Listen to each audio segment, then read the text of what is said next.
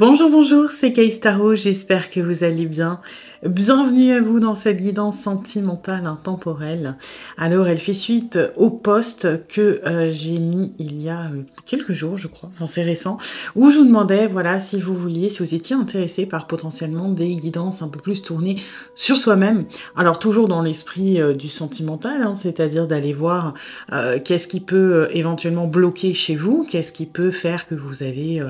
voilà, des répétitions dans votre vie sentimentale, des choses qui vous mettent mal à l'aise, histoire que vous puissiez agir directement. Parce que aller voir ce que l'autre pense, ce que l'autre sent, c'est toujours bien. Ça permet de comprendre, ça permet d'avoir des informations. Mais généralement, les actions sont assez limitées, puisque ça dépend de l'autre hein, et de sa volonté et de sa capacité peut-être à bouger, à débloquer des choses. Alors aller voir à l'intérieur de soi, des fois, ça permet d'agir... inconsciemment ou indirectement sur la relation, et je trouvais ça intéressant. Et puis visiblement vous aussi, puisque j'ai eu à peu près 90% de gens qui étaient intéressés, donc c'est parti. Du coup, là on va aller voir quelle blessure, au singulier ou en pluriel, on verra ce qui sort, vous handicape aujourd'hui ou alors peut vous poser problème dans vos relations. Alors, sentimentales bien évidemment, mais peut-être aussi vos relations amicales, professionnelles, dans votre relationnel au sens large.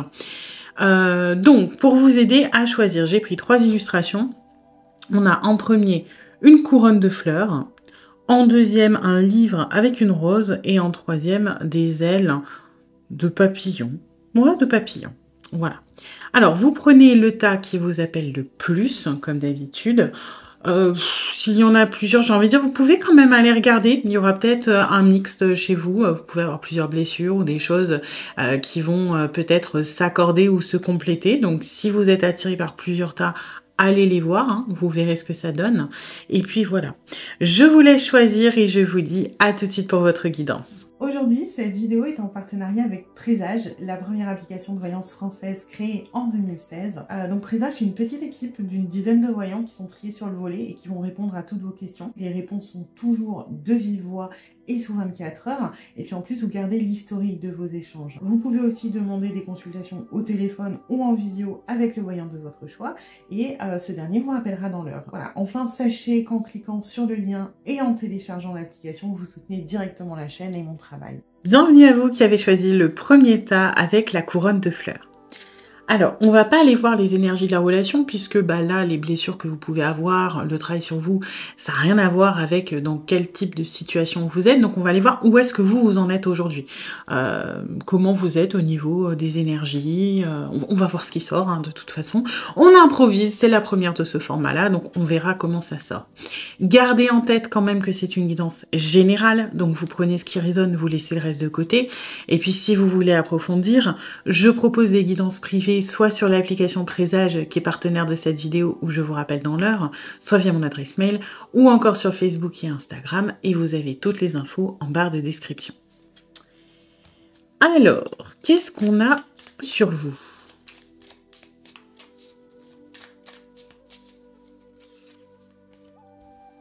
Ok.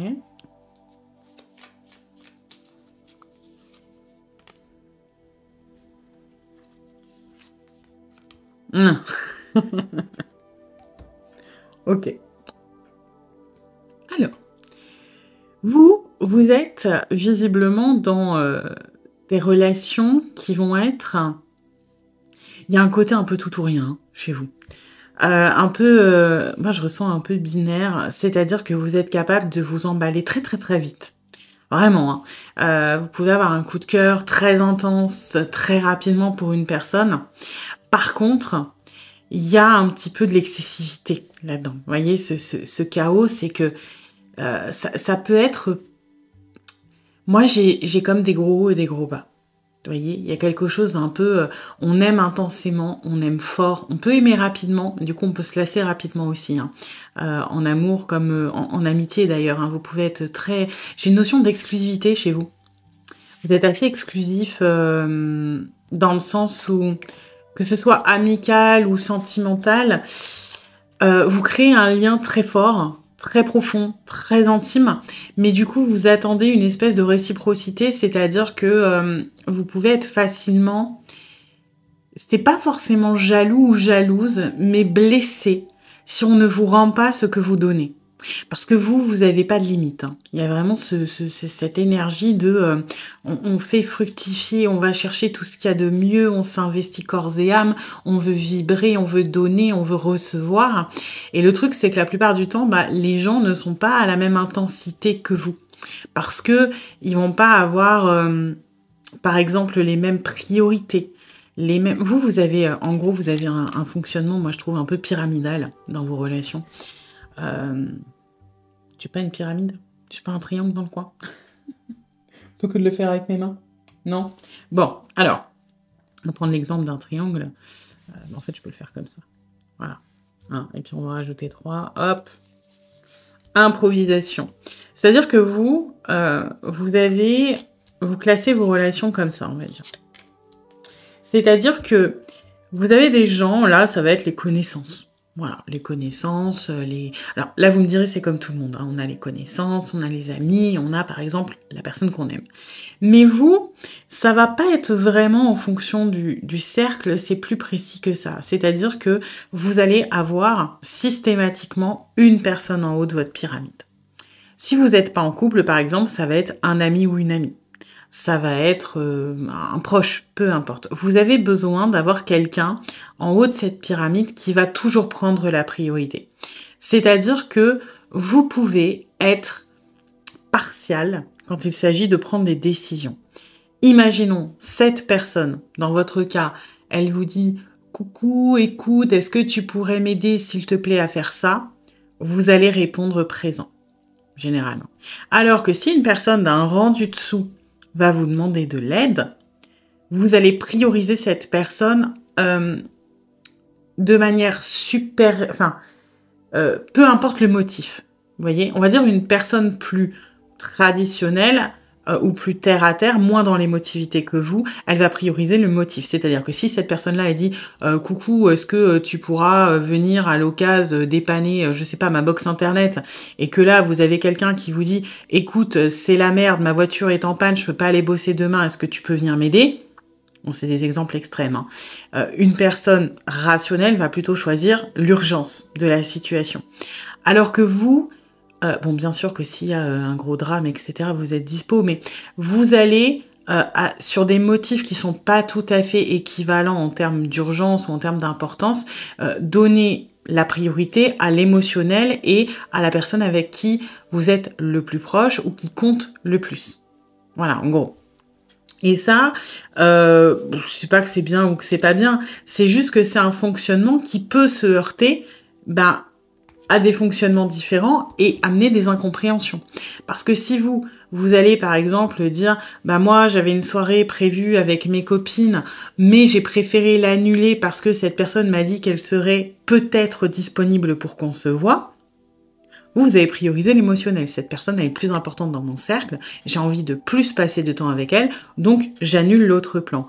Mais cette personne-là, elle va peut-être se dire moi j'avais un engagement auprès de mes propres amis, j'aurais aimé venir, c'est pour ça que j'ai dit peut-être, mais finalement je vais privilégier la loyauté, le fait que je me suis engagée, etc. Et ça, vous risquez de le vivre comme quelque chose de très dur, comme une incompréhension de j'ai pas été choisie, alors que moi j'ai mis des plans de côté, j'ai fait des choses, je me suis sacrifiée pour obtenir ça, et la personne n'est pas capable d'en faire de même. Et ça, il y a des peurs derrière ça. Vous voyez, il y a une peur quand même un petit peu de l'abandon chez vous, clairement. Et du coup, ça peut amener, j'ai l'impression, à des interprétations, parfois des moments d'excessivité qui sont dommageables pour vous et pour vos relations. C'est-à-dire que vous pouvez sentir des mouvements de rejet de la part de l'autre qui vont généralement être juste des fonctionnements différents. Parce que les autres fonctionnent peut-être pas comme vous. Vous voyez ? Alors, on va aller voir ce qu'on a.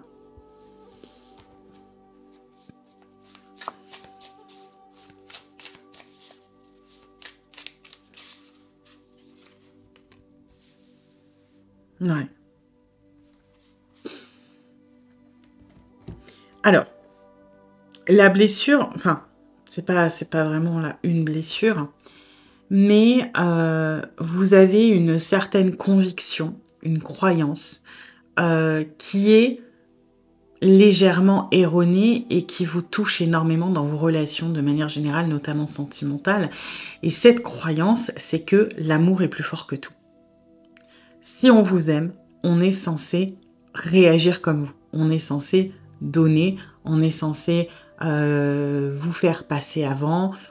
Et en soi, c'est pas complètement faux. Si on aime quelqu'un, on veut son bonheur, on fait des efforts. Par contre, et là on arrive à la limite qui est un petit peu compliquée, il ne faut pas confondre compromis, effort et sacrifice. Et vous, votre notion, c'est que vous attribuez consciemment ou inconsciemment l'amour au sacrifice. Et si la personne en face ne fait pas preuve de sacrifice, de surpassement de soi, d'efforts peut-être parfois surhumains, ou si cette personne n'est pas dans la même vision ou le même fonctionnement que vous, et là ça traduit une blessure plus grande, vous le vivez automatiquement comme un rejet, comme un abandon ou comme un désamour. Et c'est pas forcément le cas, d'accord ? C'est là où il faut être un petit peu... il faut faire attention parce que il faut pas étouffer votre ressenti. Et c'est là où ça peut être particulier. Parce que votre ressenti, il est juste. Votre émotionnel, il sera toujours juste. Si vous vous sentez blessé, si vous vous sentez rejeté, il faut pas vous dire « non, mon mental est plus fort que moi, je suis dans un schéma ». C'est la bonne méthode, mais il faut pas ignorer votre émotionnel. D'accord ? Parce que tout ce qu'on enfouit, ça revient. C'est malheureusement pas parce qu'on intellectualise les choses qu'on s'en débarrasse. Là, il faut travailler sur l'origine de cette blessure, d'accord ? Potentiellement une blessure d'abandon, potentiellement une blessure de rejet aussi, pour certains d'entre vous, qui fait qu'aujourd'hui, moi j'ai l'impression que, pour certains d'entre vous c'est rejet et pour d'autres c'est abandon. Vous voyez, moi de ce que je ressens, c'est que ça vient de l'enfance. Ça vient de, en fait, votre construction de vous qui a été sur de mauvaises bases. Enfin, de mauvaises bases, c'est facile à dire. J'ai l'impression que, vous voyez, le pouvoir tout-puissant, là, on vous a appris que l'amour, ça devait se mériter. Que l'amour, ça devait... c'était monnayable, quelque part. Peut-être que vous n'aviez que des félicitations ou que des marques d'attention quand vous faisiez telle chose ou telle chose. Peut-être que vous aviez tendance à être rabaissé, à être humilié, à être mis de côté, à avoir très peu d'attention et d'affection. Et comme un enfant recherche naturellement l'amour des autres et l'amour de ses parents, vous avez été un petit peu conditionné à vous dire « Ok, si moi je veux qu'on me félicite, je sais pas, faut que j'ai 18 à mon contrôle de maths. Si je veux qu'on me dise que je suis bien, je suis sage, il faut que je sois irréprochable et que je fasse pas de vagues, par exemple, quand il y a des gens autour. Je fais jamais de caprices. » Alors, vous pouvez avoir suivi ces codes-là à la lettre pour essayer d'avoir de l'attention, ou alors vous pouvez vous être rebellé contre ça. Votre comportement par rapport à ce climat familial, c'est pas qu'il est pas important, mais c'est vraiment comment les parents ont quelque part instauré cette idée de l'amour se mérite. Voilà. Et ça, aujourd'hui, malheureusement, vous avez associé l'amour au sacrifice, au don de vous, et je pense que vous le faites naturellement dans vos relations, de vous dire, voilà, moi, c'est normal pour moi d'annuler mes plans pour m'adapter à l'autre. Donc l'autre, ça devrait être normal pour lui, sinon c'est qu'il m'aime pas. Vous voyez le raccourci que ça fait, alors que tout vient de ça, à la base, qu'il faut déconstruire. Okay ? Parce que dire à quelqu'un, écoute, j'avais d'autres plans de prévus et on remet ça à plus tard, ça ne veut pas dire qu'il ou elle n'est pas important et ça ne veut pas dire que vous ne l'aimez pas. Ça veut juste dire que c'est important de s'aimer soi aussi et de pas toujours... Parce que si vous mettez votre bonheur dans les mains d'une autre personne, si vous donnez ce pouvoir à cette personne, c'est-à-dire que vous vous sacrifiez en permanence, effectivement, les moments où cette personne ne vous le rend pas, et c'est pas sain de fonctionner comme ça, donc on ne vous le rendra pas toujours, vous risquez d'être malheureux, quelque part. C'est important d'avoir aussi vos limites, de vous faire passer avant et de vous accorder de l'importance et quelque part du respect aussi. Vous avez le droit d'avoir d'autres plans, vous avez le droit de préférer faire autre chose aussi, hein. Ça ne veut pas dire que vous n'aimez pas la personne. Je pense que c'est une idée qui va vous paraître bizarre, hein. Mais ça vous est très certainement arrivé. Regardez dans vos relations qui sont peut-être un peu plus basses dans la pyramide que celle qui est tout en haut, c'est pas parce que vous dites à une personne « Bah écoute, je suis désolée, je peux pas t'aider, j'ai par exemple un rendez-vous médical » et donc là où vous êtes vraiment dans une impossibilité de satisfaire quelqu'un, que vous ne l'aimez pas. Il y a des choses où vous pouvez pas déprogrammer des rendez-vous médicaux, vous pouvez pas louper le boulot tous les jours pour aller aider un tel ou un tel. Et en plus, c'est des relations qui sont souffrantes parce que vous donnez énormément, oui, sacrifiez en permanence et puis finalement, vous mettez une espèce de but impossible à atteindre pour les gens qui entrent dans votre vie, quelque part. Parce que c'est pas sain de fonctionner comme ça, et il y a peu de personnes qui fonctionneront comme ça, ou qui seront peut-être dans le sacrifice, mais peut-être pas à la même hauteur que vous, etc.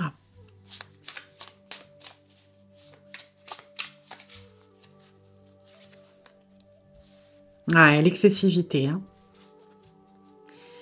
Ça m'étonne pas. C'est quelque chose que j'ai ressenti assez rapidement. Vous avez un côté parfois un peu binaire parce que vous êtes hypersensible à la base, hein, et ça part aussi de là parce que on est sensible à ce genre de climat. C'est de l'intelligence émotionnelle que de comprendre en jeune âge inconsciemment que, par exemple, l'amour a l'air de devoir être mérité. C'est une preuve d'intelligence émotionnelle. Et généralement, quand il y a intelligence émotionnelle, il y a beaucoup d'hypersensibilité. C'est généralement lié. Et là, ouais, l'excessivité, c'est que vous, comme vous donnez tellement et vous donnez sans filtre, quelque part, quand on va pas vous le rendre, quand on va fonctionner différemment, ça va vous heurter très très fort.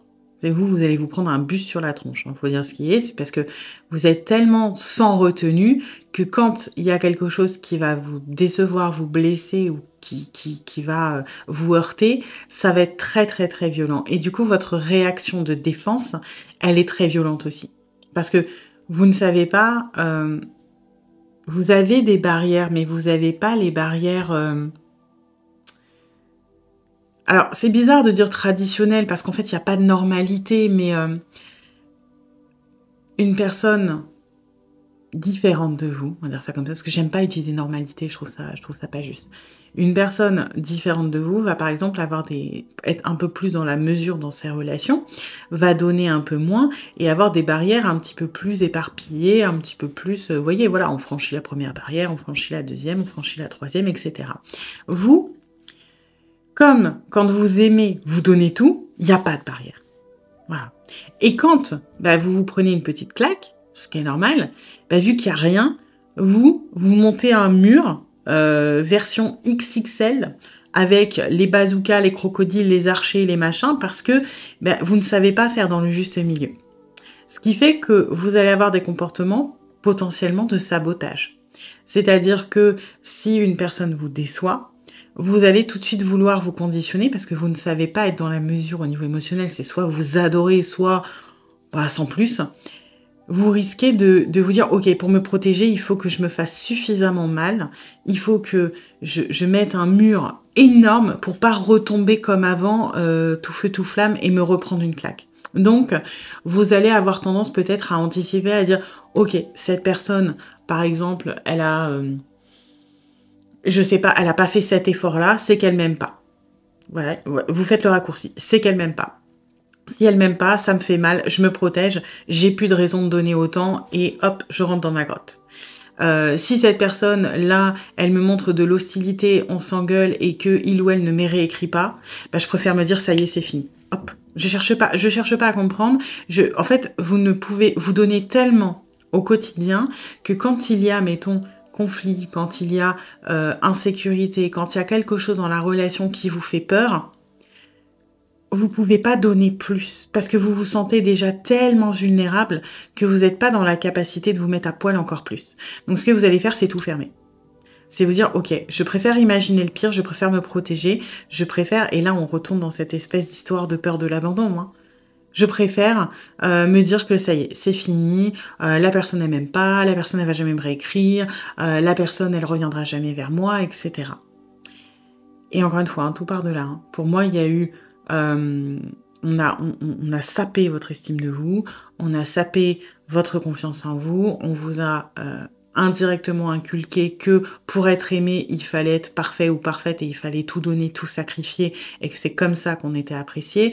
Et aujourd'hui, ben, ce schéma, il est compliqué pour vous, il est lourd, hein, il est lourd.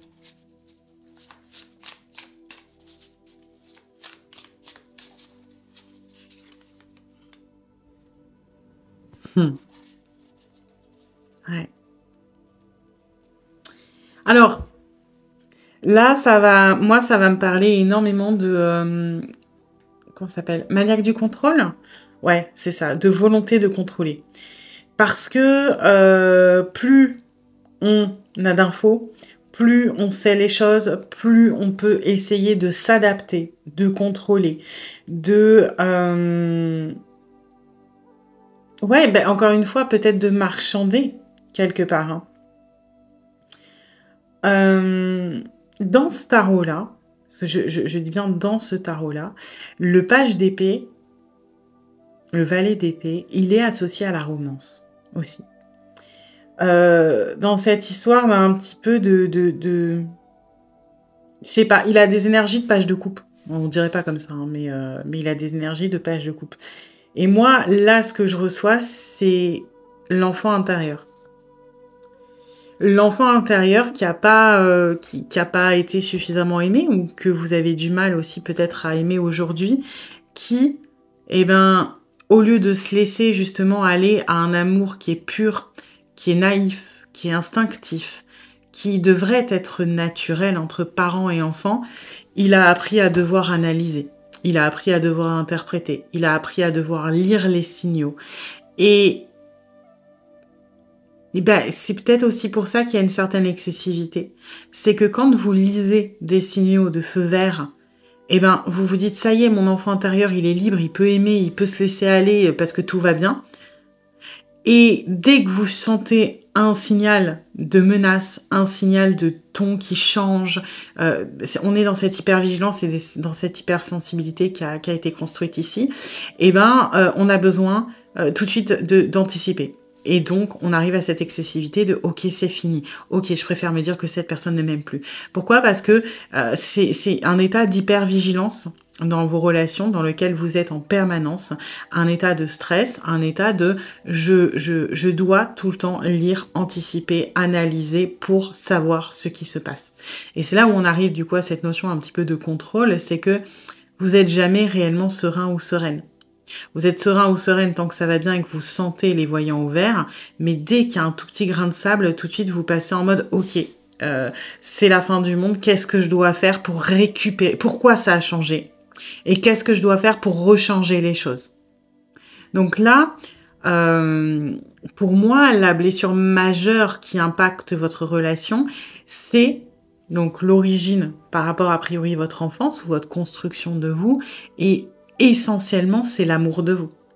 Bien sûr que il y a une blessure d'abandon, il y a peut-être une blessure de rejet en plus, mais là, quelque part, ça part aussi de l'amour de vous, de l'amour à l'autre, avec cette espèce d'hypervigilance, de sensation de stress, de manque de confiance, etc.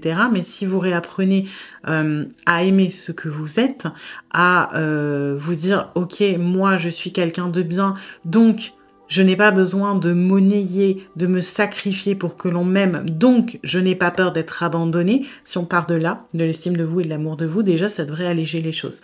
Ensuite, il y a peut-être des choses à régler par rapport à des traumas et des blessures qui ont été faites à ce niveau-là. Hein. Voilà. Eh bien écoutez, j'espère que cette guidance vous aura plu, que ce nouveau format vous aura intéressé. Si c'est le cas, eh bien n'hésitez pas à liker, à partager, à me donner votre avis dans les commentaires, à vous abonner. Et puis moi, eh bien je vous dis à bientôt pour une nouvelle guidance. Bienvenue à vous qui avez choisi le deuxième tas avec le livre et la rose. Alors, on va pas aller voir les énergies de la relation, du coup, puisque c'est complètement indépendant de votre situation sentimentale actuelle. Par contre, on va aller voir dans quelles énergies vous êtes en ce moment pour voir si ça résonne. Si ce n'est pas le cas, c'est peut-être que ce tas n'est pas pour vous, et dans ce cas-là, vous pouvez aller en voir un autre. Et puis, n'oubliez pas que c'est une guidance générale, hein. Donc, vous prenez ce qui résonne, vous laissez le reste de côté. Et puis, si vous voulez approfondir, je propose des guidances privées, soit sur l'application Trésage, qui est partenaire de cette vidéo, ou je vous rappelle dans l'heure, soit via mon adresse mail, ou encore sur Facebook et Instagram, et vous avez toutes les infos en barre de description. Alors...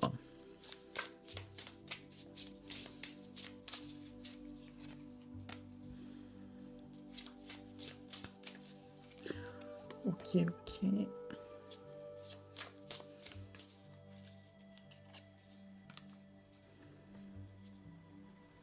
Ok. Alors, j'ai l'impression que, de manière générale, dans votre vie sentimentale, vous avez un petit peu du mal à trouver ce qui vous convient, en fait. C'est-à-dire que vous avez un besoin de sécurité, une envie de sécurité, une envie de traditionnel aussi, je ressens.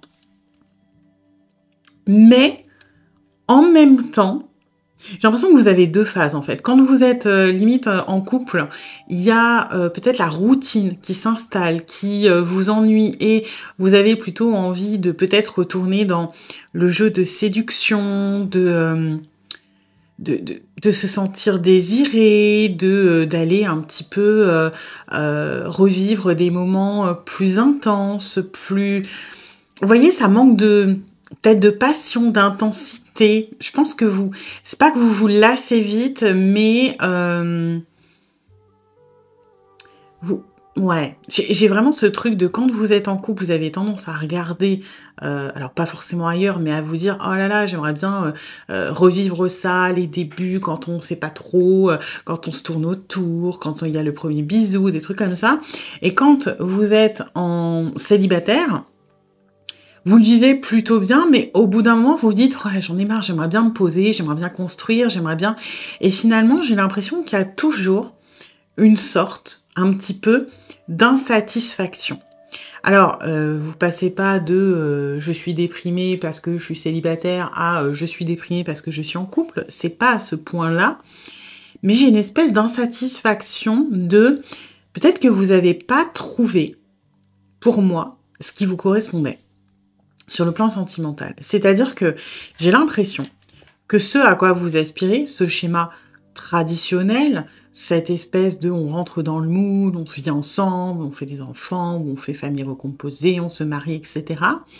C'est quelque chose qui est important pour vous, mais qui n'est pas important peut-être pour votre cœur. Vous voyez, moi je ressens une espèce de...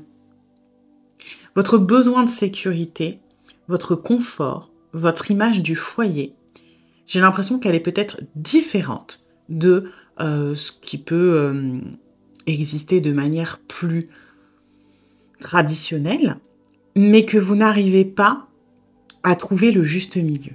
Je ne sais pas si c'est clair, hein, mais en gros, moi j'ai l'impression que vous essayez d'adapter votre situation au moule, alors que vous avez une manière unique et qui peut être très saine d'avoir, enfin de vivre vos relations amoureuses. Et peut-être que vos relations amoureuses, finalement, eh ben, c'est vous dire que vous avez le droit de sortir avec vos amis, même en étant en couple. Peut-être que pour vous, ce qui vous ferait kiffer, c'est de pas vivre ensemble avec quelqu'un et d'avoir votre appart ou votre maison de votre côté. Et pour autant, quand vous allez dans ce truc qui vous fait du bien, ben, j'ai l'impression qu'au niveau de l'esprit, il y a une dissonance de « mais oui, mais je devrais pas être comme ça. Moi, si je suis en couple, je devrais peut-être qu'on emménage ensemble, qu'on parle mariage, qu'on parle enfant, qu'on parle projet d'avenir, qu'on parle... » Alors que c'est peut-être quelque chose, mais tout simplement qui ne vous correspond pas. Et il n'y a pas de mal à ça. Ce qui fait que, ben ouais, vous êtes perpétuellement, j'ai l'impression, un peu bancal dans votre émotionnel, dans vos ressentis, parce que finalement, vous n'avez pas encore trouvé la situation qui vous convient et donc indirectement peut-être la personne qui vous convient parce que vous essayez soit de coller peut-être à votre envie de liberté mais c'est pas ce que vous voulez réellement parce que vous voulez quand même de la stabilité, soit vous allez vous coller à fond à votre votre envie de stabilité, votre besoin de rentrer dans la norme, etc. Et ben, vous sacrifiez une partie importante de vous qui va être dans la liberté, dans peut-être le chaos, mais c'est pas une énergie négative dans ce cas-là, hein. C'est que c'est bien d'avoir un peu de désordre dans sa vie.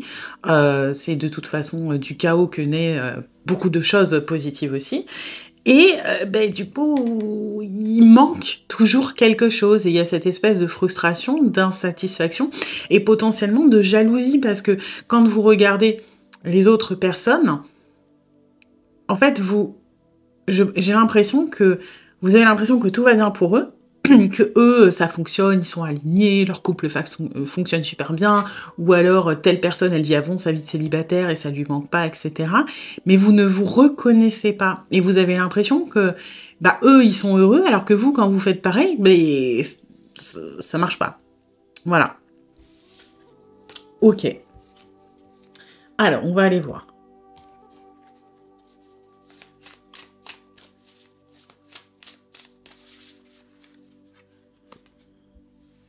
Oui. Alors, là, on va être sur, ben, à la limite, le côté peut-être un petit peu binaire parfois du 2 d'épée, qui a besoin de trancher, qui a besoin parfois d'aller, pas dans les extrêmes, mais le 2 d'épée, il peut avoir cet aspect blanc ou noir hein, que je ressens là dans la situation de départ. Le 2 d'épée, c'est le paradoxe un petit peu du conflit et en même temps de l'équilibre. Vous voyez, il peut représenter un peu comme le 3 d'épée, cette espèce de contradiction, cette espèce on essaie de trouver l'équilibre entre le cœur et la raison, entre deux décisions, entre deux choix potentiellement. Il y a une espèce en fait, on vous offre deux propositions et vous n'arrivez pas à trancher. Et pourquoi vous n'arrivez pas à trancher? Ben, tout simplement, peut-être parce qu'aucune des deux ne vous convient. Et c'est ça que je ressens, c'est que le problème n'est pas de prendre une décision, dans votre cas, mais d'avoir le choix sur des choses qui vous correspondent. Si demain, vous avez faim et que je vous propose le choix entre une limonade et un coca, bah c'est cool, hein, mais ça va pas vous aider. Et là, on est un petit peu là-dedans. Il y a beaucoup de... Vous voyez, alors, c'est pas anodin que j'ai pris ce tarot parce que je l'aime beaucoup. Alors, il est un peu noir, etc. Je sais pas, ça va bien rendre à la caméra. Mais je trouve qu'il est super intéressant pour le shadow work. Il tape là où ça fait mal. Hein. Faut dire ce qu'il est. Il est assez pertinent. Et vous voyez, là, il y a plein de chaînes sur ce 2 d'épée. Et là, c'est comme si toutes les chaînes, elles représentaient un petit peu les conflits, les choses qui vous retiennent finalement. Vous voyez, le choix, c'est comme s'il était un peu orienté sur des trucs, sur vos convictions, sur vos croyances, sur vos convictions, mais finalement, est-ce qu'elles vous appartiennent réellement? Moi, j'ai pas l'impression, hein. J'ai pas l'impression. Vous êtes obligé de choisir, vous êtes devant un dilemme, mais, encore une fois, qui ne vient pas de vous. Ça fait un peu marionnettiste, là. Hein, on vous fait croire, alors c'est pas on vous fait croire, hein, c'est quelque part vous vous dirigez vers ces options-là, mais on vous fait croire que vous avez le choix, mais finalement, il n'y en a aucun qui vous correspond réellement. Donc, pour moi, cette énergie-là, elle va vous parler de déjà faire la différence entre ce qui est du mental dans les décisions, ce qui est de l'ordre du mental, donc de vos croyances, de peut-être vous dire allez, j'arrête mes conneries, je me case, je rentre dans le moule, etc. Et ça ne nous correspond peut-être pas. Et en même temps, cette espèce de voix du cœur qui, elle a quelque chose de plus libre, mais qu'on peut pas non plus écouter complètement, puisque si on va sur cette histoire de célébration là, bah il y a une insatisfaction aussi quand vous allez trop dans le cœur, enfin trop dans la liberté. Donc là, je dirais pas que c'est une blessure. Après, je demande qu'est-ce qui vous handicape, on va dire, dans votre vie sentimentale et relationnelle. Et pour moi, bah, c'est tout simplement que les choix devant lesquels vous vous présentez ne sont pas les bons. Donc forcément, si vous prenez une décision, il n'y a pas de bonne ou de mauvaise décision. C'est-à-dire que il faut pas vous flageller en vous disant ah bah j'aurais pas dû me mettre en couple parce qu'en fait j'avais encore besoin de sortir, ou alors ah bah j'aurais pas dû refuser cette relation là parce qu'en fait j'ai besoin de me mettre en couple. Vous voyez, c'est bah, finalement vous auriez pris l'autre décision, vous auriez pas été plus épanoui quelque part, hein. Rappelez-vous vraiment, vous avez faim, hésitez entre un coca et une limonade, bon bah il y a pas grande différence, c'est pas ce dont vous avez besoin, visiblement. Alors ensuite...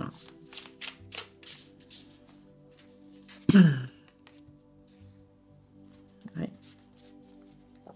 Et voyez le 3 de denier dans ce tarot-là. Alors, encore une fois, je sais pas si vous allez bien voir parce que c'est vraiment...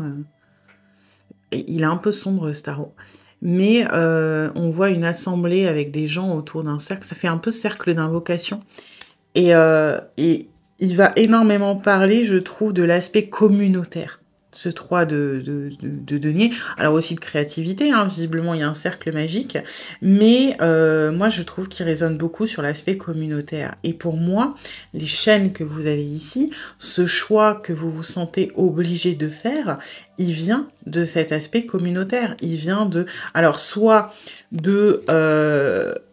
ça peut être votre cercle social. Alors, je dis pas qu'il faut changer de cercle social, loin de là, mais si vous vous inspirez, par exemple, de vos proches qui sont tous, mettons, en couple depuis 15 ans, mariés avec des enfants, et que bah, vous, ça ne vous correspond pas, ça peut être compliqué de vivre ce jugement, cette pression sociale, parce qu'on a envie, l'instinct grégaire, c'est quelque chose qui existe, on a envie de ressembler, on a peur d'être rejeté, on a envie d'être accepté dans un groupe, et quand on est un peu la personne qui est différente, ça pèse.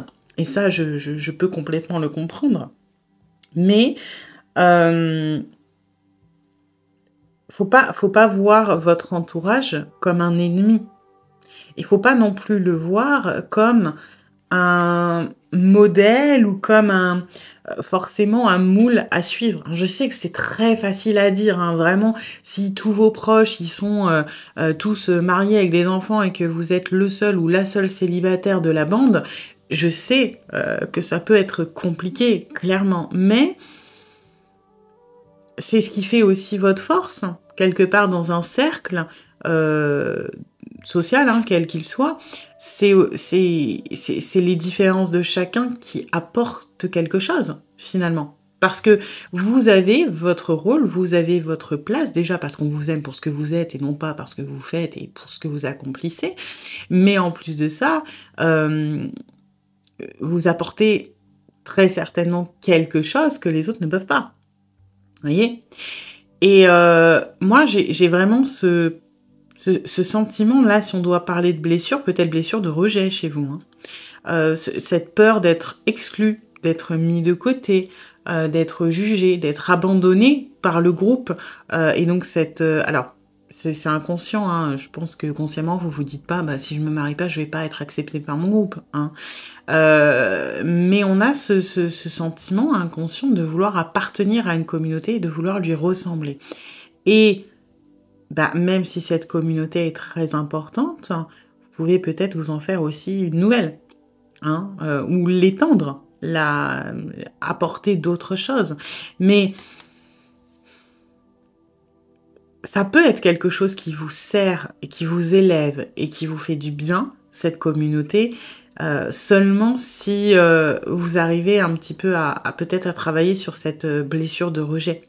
Parce que bah forcément, se sentir en décalage et donc, eh ben, encore une fois, rentrer dans ce schéma de je fais les choix qui me semblent être ceux que je dois faire, mais qui ne vous correspondent pas, on est dans un cercle vicieux, finalement.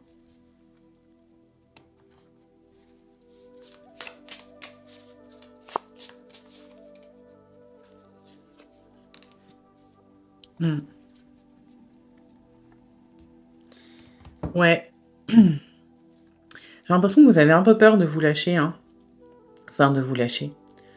Vous avez un petit peu peur, peut-être, d'assumer, je vais pas dire votre différence, mais quand même, hein.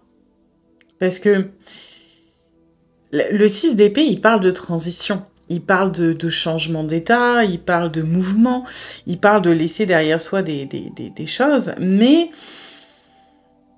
j'ai l'impression que vous êtes, justement, vous voyez, vous voulez pas bouger parce que il y a le monstre devant.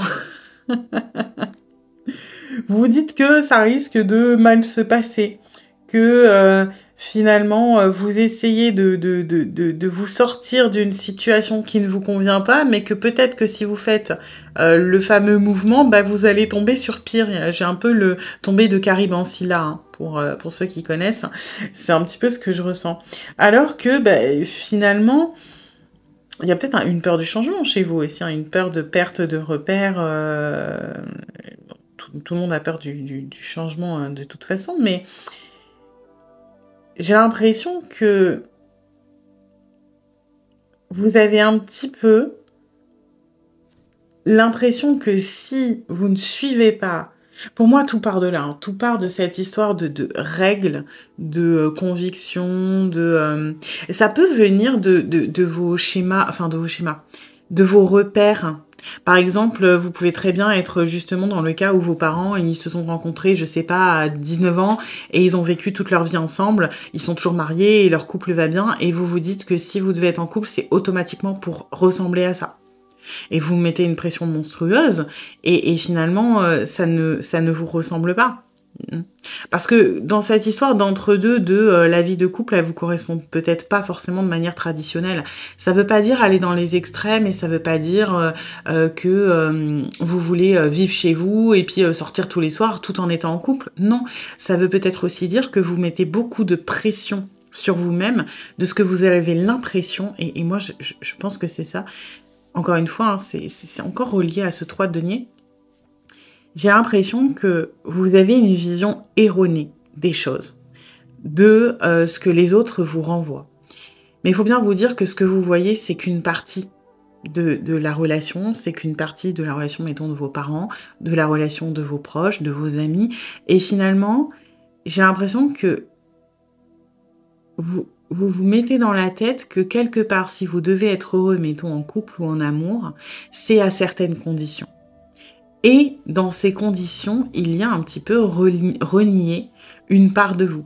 Une part qui peut être, je sais pas, dans les sorties, une part qui va être un petit peu de j'ai envie de penser à moi, etc. Alors que non, un couple, oui, c'est deux personnes qui font parfois des compromis, mais c'est important de garder son individualité, c'est important de garder des moments pour soi, c'est important d'avoir ses passions, d'avoir ses besoins et de s'exprimer et de vivre seul aussi. Parce que vous pouvez pas avoir tous les mêmes points communs qu'une autre personne, c'est pas possible.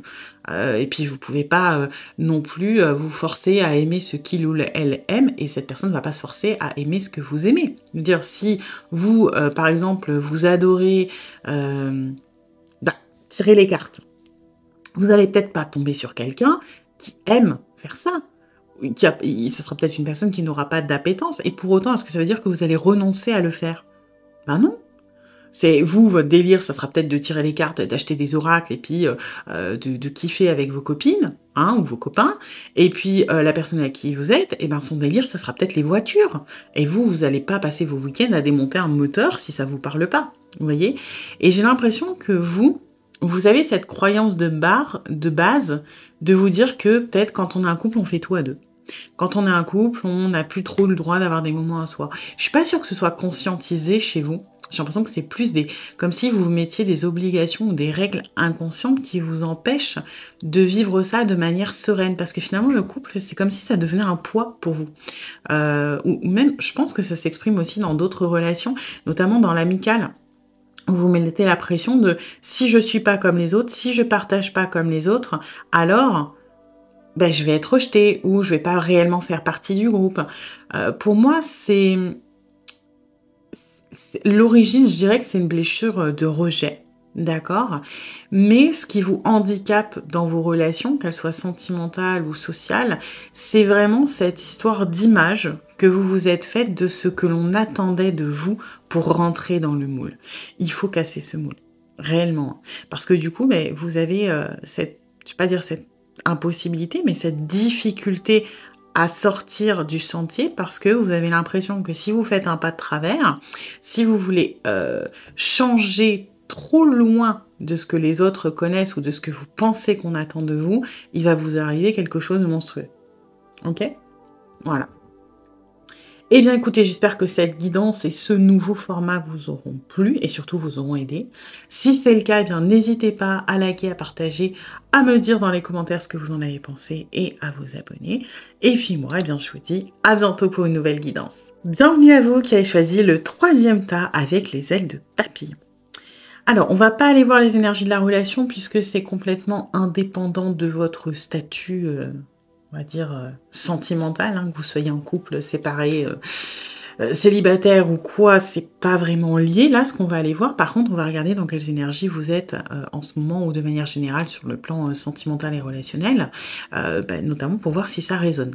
Si ça ne résonne pas, c'est peut-être que ce tas n'est pas pour vous. Dans ce cas-là, vous pouvez aller en voir un autre et puis gardez en tête que c'est une guidance générale. Donc vous prenez ce qui résonne, vous laissez le reste de côté et puis si vous voulez approfondir, je propose des guidances privées soit sur l'application Présage qui est partenaire de cette vidéo où je vous rappelle dans l'heure, soit via mon adresse mail, ou encore sur Facebook et Instagram, et vous avez toutes les infos en barre de description.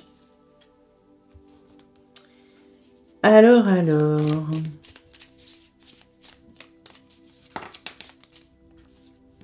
Ok.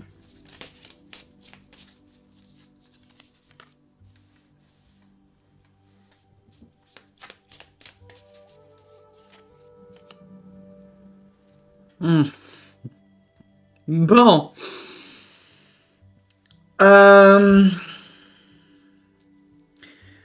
Sacrée dépendance affective, là, quand même, hein. Clairement. Ouais, je pense qu'on va vite passer sur le général parce que c'est énormément ça qui ressort. Vous avez du mal à vivre pour vous, hein. Énormément de mal. Vous avez ce besoin ou peut-être cette habitude d'exister pour quelqu'un d'autre. Vous vivez un peu par procuration, en fait. Hein. C'est compliqué, là. Que ce soit amical ou sentimental, vous avez besoin de l'autre pour être épanoui. Seul, c'est terrifiant pour vous. Pour moi, vous êtes quelqu'un d'hypersensible. Et je pense que c'est pour ça que vous avez énormément de mal à vivre seul, ou du moins que vous avez énormément de mal à pas être entouré, parce que vous... Et surtout, vous avez du mal à vous faire passer avant. Parce que vous ressentez les autres, vous les captez, et vous êtes très sensible à ça. C'est-à-dire que, voilà, si l'humeur de l'autre, elle est un petit peu instable, bon, vous allez le prendre automatiquement pour vous. Hein. Que vous allez le prendre comme un mouvement de rejet, comme un mouvement comme ça, et vous êtes, moi j'ai vraiment dans l'anticipation, la bienveillance, la douceur de moi, je veux que l'autre il se sente bien, je veux qu'il ou elle soit heureux, donc je vais tout donner, je vais machin, mais c'est pas vraiment tant par... Enfin, bien sûr qu'il y a une peur hein, d'être abandonné ou d'être rejeté, mais j'ai l'impression surtout que vous savez pas trop faire autrement, hein. Vous avez besoin, et vraiment besoin de quelqu'un. Vous avez ce... Alors, attention, hein, si vous êtes célibataire, ça ne veut pas dire que vous êtes au bout de votre vie, mais vous avez besoin d'avoir quelqu'un qui compte dans votre vie. Sinon, c'est très compliqué pour vous. Ouais, moi, j'ai vraiment du mal même à trouver votre propre identité, à trouver... C'est un peu comme si vous aviez peur de prendre des décisions ou de découvrir des choses sur vous. Et donc, en fait, vous avez peur de prendre le volant. Donc, vous laissez quelqu'un d'autre conduire le véhicule. Voilà. Vous imaginez que, oui, dans notre vie, on est tous au volant de notre propre voiture. Bon, des fois, on cale. Hein. Des fois, on n'en peut plus. On roule à 150 sur l'autoroute. Hein. Voilà, chacun sa petite destination. Il y en a qui prennent l'autoroute, il y en a qui prennent les chemins de campagne. Vous, carrément, vous avez une jolie petite voiture, vous l'avez nettoyée, vous en prenez soin, vous avez mis des petits stickers dedans, des petites figurines et tout, vous avez choisi la playlist. Mais alors, vous êtes en train d'attendre sur le bas-côté que quelqu'un veuille bien monter avec vous. Et quand la personne, elle arrive, parce que bon, quand on rencontre quelqu'un, on va dire on partage une voiture, il est hors de question que vous preniez le volant. Vous êtes en mode, non, vas-y, c'est toi qui conduis. Est-ce que vous n'avez pas peur, peut-être, de prendre des décisions, peur de l'échec? Parce que moi, j'ai vraiment ce truc de vous êtes soulagé, quelque part, de... Alors, c'est dur de dire vivre pour quelqu'un, et c'est pas à ce point-là, mais je suis désolée, j'ai pas d'autres mots, mais quelque part, de mettre cette personne au centre de vos priorités, de vos préoccupations, bah, c'est comme si vous, tous vos problèmes, ils s'envolaient. Parce que vous avez quelqu'un d'autre dont vous pouvez vous occuper. Et ça évite de regarder à l'intérieur de soi, hein, ça évite d'aller regarder ce chaos-là. Je pense que vous n'êtes pas forcément épanoui, que vous avez très certainement une hypersensibilité qui fait que vous avez des blessures qui sont bien ouvertes. Et ce que je ressens, c'est que, si quand je monte dans ma voiture, je vois tous les voyants qui s'allument, qu'il n'y a plus d'huile, que les pneus sont dégonflés, qu'il y a un problème moteur, que les plaquettes de frein, c'est la merde, bah vous êtes en mode crise de panique, alors que si vous vous dites, la personne là, hop, je lui fais confiance, c'est elle qui prend le volant, et ben moi je les vois plus les voyants. Donc je peux me dire que tout va bien, et puis s'il y a une connerie, c'est lui qui s'en charge, c'est lui qui conduit. Hein, donc moi, hop, je vais plus regarder ce qui va pas chez moi.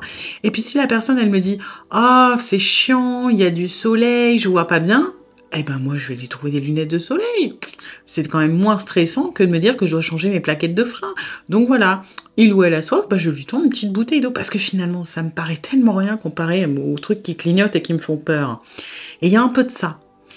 En allant regarder chez l'autre, en le mettant au centre de mes préoccupations, c'est-à-dire que ces problèmes deviennent mes problèmes, j'ai l'impression de traiter les miens, sauf que je les traite pas, et c'est plus facile parce que j'ai un peu plus de recul, parce que ça m'impacte moins, parce que si la personne échoue, c'est pas moi qui échoue, et j'ai l'impression d'avancer. Donc je temporise comme ça, je fais un petit transfert de j'ai trop peur de me réparer, donc qu'est-ce que je fais? Je répare l'autre. Et ça me fait du bien. Parce que j'ai l'impression d'avancer, j'ai l'impression de solutionner des trucs. C'est pas les miens, mais c'est pas grave, j'avance. Vous voyez? Il y a un peu de ça chez vous. Hein. Ok. Alors, on va aller voir. Hop.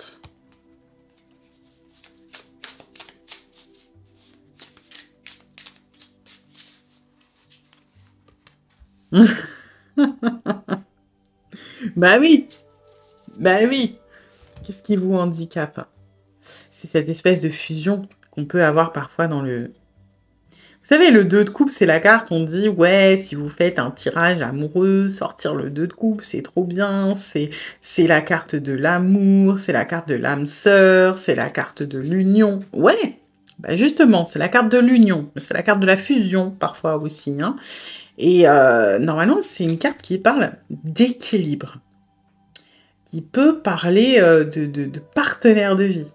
Vous, dans votre cas, c'est fusion. Voilà. C'est le 2 qui devient 1. Et ça, c'est vraiment pour moi le problème, cette espèce d'identité. En fait, vous vous faites absorber quelque part. Parce que c'est votre choix, hein, attention. Vous êtes... Vous voyez, cette carte, on a 2 personnes qui se regardent intensément dans les yeux et qui se perdent un petit peu dans le regard l'une de l'autre.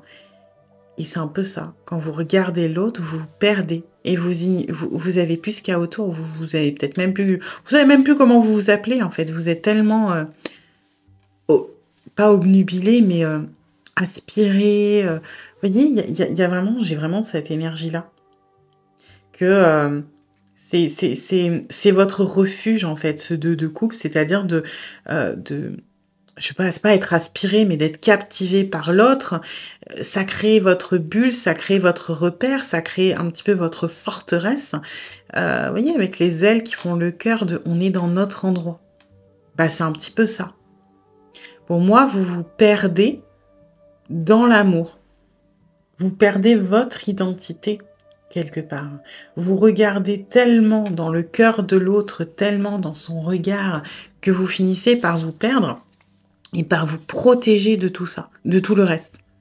En fait, l'amour, pour vous, c'est une fuite.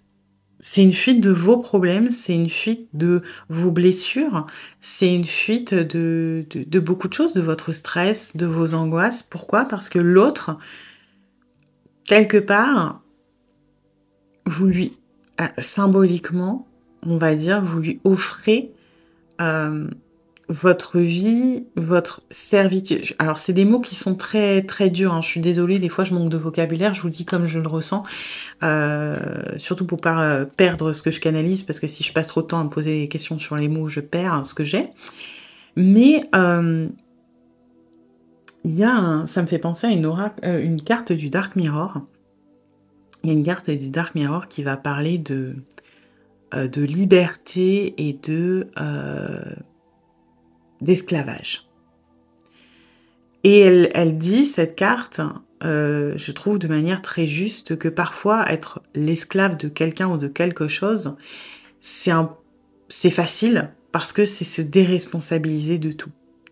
On peut donner quelque part cette servitude à quelqu'un et finalement, c'est du donnant-donnant. C'est-à-dire, on peut voir ça dans les films, par exemple, le méchant qui a des sbires qui se font traiter comme de la merde, mais quelque part, c'est en échange de la protection.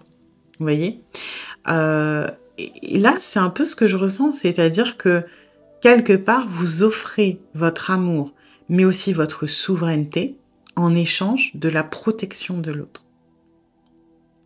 Inconsciemment, hein, bien évidemment.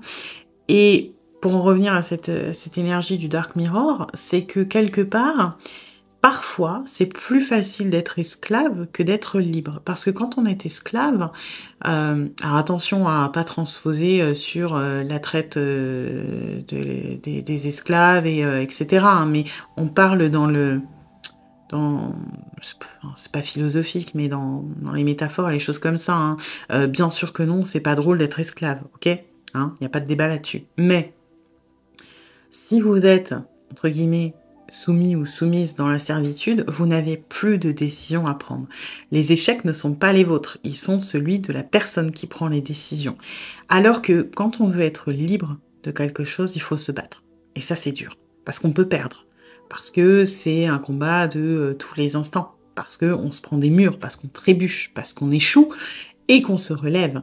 Vous voyez, si par exemple vous faites faire votre rédaction ou votre mail, tiens, imaginons vous avez peur de postuler à une offre d'emploi, vous n'avez pas confiance, vous demandez à votre partenaire de vous la faire, cette lettre.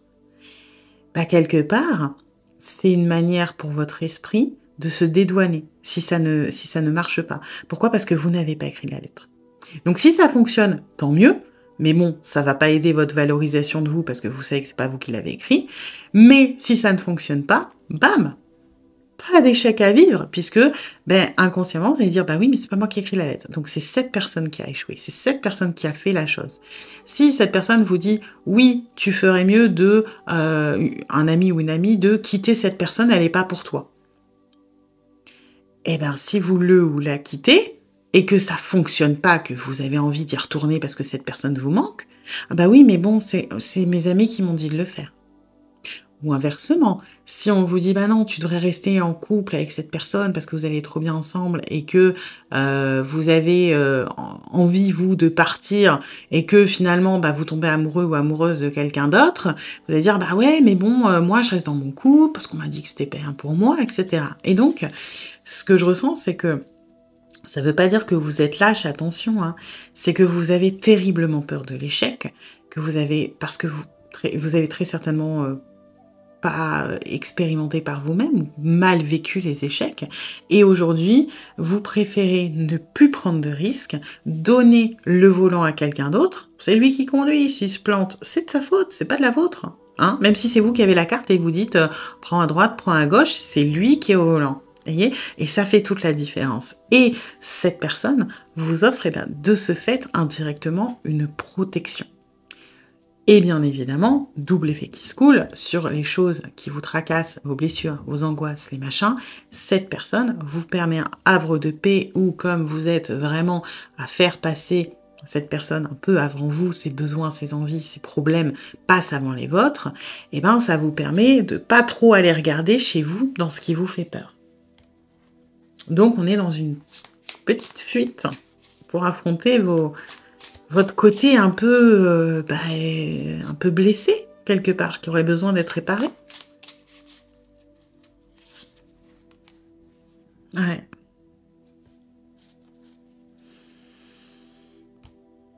J'ai l'impression que vous savez, hein, quelque part, qu'il faut renaître, hein, mais vous avez peur des flammes, là, dans l'image du phénix. Le jugement, il parle de renaissance, hein, souvent. Mais il faut passer par la mort. Il faut passer pour transformer, pour renaître, il faut mourir. Et vous voulez pas. Et je pense que c'est ça qui vous fait peur. La renaissance. Enfin, du moins, la mort symbolique, quelque part. Vous avez peut-être peur de la transformation, vous avez peut-être peur de montrer votre côté vulnérable aussi, hein, quelque part. Puis le jugement, en plus, dans ce tarot-là, je sais pas pourquoi, moi je canalise une énergie qui... j'entends qui est-ce que vous êtes réellement. Parce que c'est ça le jugement aussi, hein. C'est en fonction de ce que vous êtes, de ce que vous avez accompli. Enfin, au niveau biblique, par exemple, bon, bah, vous allez aux cieux ou pas. Mais encore faut-il pouvoir vous juger, mais vous, qui êtes-vous? Si ce n'est... Et attention, hein, je veux pas être dur dans ce que je dis, mais je le canalise comme ça. Vous êtes des portions de vie, des personnes que vous avez rencontrées beaucoup plus que vous n'êtes vous-même, au final. Vous êtes... Alors je dis des conneries, hein, mais vous êtes la phase hippie de Jean-Pierre. Et puis après, vous êtes la phase tupperware de Caroline. Et puis après, vous êtes la phase disco de Emmanuel. Vous voyez? Mais vous êtes qui? Est-ce que vous aimez vraiment le disco? Est-ce que vous aimez vraiment les tupperwares? Qu'est-ce que vous aimez? Et j'ai l'impression que vous avez peur d'aller regarder. Vous avez peur peut-être de vous tromper et de pas savoir dans quelle direction aller. Et je comprends, c'est très très dur et c'est terrifiant de ne pas savoir qui on est et d'avoir peur. En fait, de se dire, bah, qu'est-ce qui est pour moi? Qu'est-ce que j'aime réellement? Qu'est-ce que j'aime parce que telle personne l'aimait? Vous voyez? Qu'est-ce qui m'appartient et qu'est-ce qui ne m'appartient pas? Et finalement, si à l'intérieur, moi, j'étais rien. Si à l'intérieur, j'étais pas quelqu'un de valable. Si à l'intérieur, j'aimais pas ce que je trouvais. Et ça vous bloque. Parce que indirectement, du coup, vous êtes un peu pas forcément un caméléon, parce que votre but, c'est pas de vous adapter pour être accepté. C'est vraiment une fuite pour moi, une fuite de vous-même, une fuite de... peut-être que vous avez peur aussi de découvrir que vous avez des envies et des besoins qui ne correspondraient pas aussi à votre façon de vivre actuellement. Parce que, encore une fois, hein, c'est un peu bizarre parfois à comprendre, mais il y a un certain confort dans le fait de baisser les bras et dans le fait de se résigner. On se dit, bah voilà, c'est comme ça. Moi, de toute façon, ouais, j'ai vécu ça, bon, ça m'a fait du mal, mais bon, c'est comme ça, c'est la vie, c'est pas grave. Par contre, toi, aïe, aïe, aïe, aïe, aïe, toi, tu t'as ouvert ton porte-monnaie en prenant un café, t'as perdu 10 centimes. Oh mon Dieu, ça doit être tellement terrible. Et comme ça, hop, vous n'allez pas regarder à l'intérieur de vous. Mais il y a une partie de vous qui a besoin là, de sortir, d'être écouté. Et effectivement, c'est dur. Parce que quand on découvre qui on est, quand on découvre ce qu'on aime, eh ben, on doit peut-être changer les habitudes. On ose dire non, on s'oppose. On va quelque part un petit peu au conflit. On va dans les efforts, on va dans se battre. Et oui, ça demande du courage, ça demande de la force. Mais voilà, on vit pour soi. On reprend le volant. Au moins, on décide où on va. Alors oui, il faut gérer quand les plaquettes de frein, ça s'allume et qu'on a peur. Faut gérer le fait de peut-être devoir changer une roue alors qu'on sait pas faire et qu'on a peur de se planter. Oui, ça a son lot de stress d'être au volant. Faut gérer les connards qui doublent et qui font des queues de poisson sans clignotant. Ça fait peur. Mais au moins, on choisit la direction. On sait où on y va à l'allure qu'on va, on y va par le chemin où on veut aller, et on est libre. Mais bah, forcément, il y a les responsabilités qui vont avec.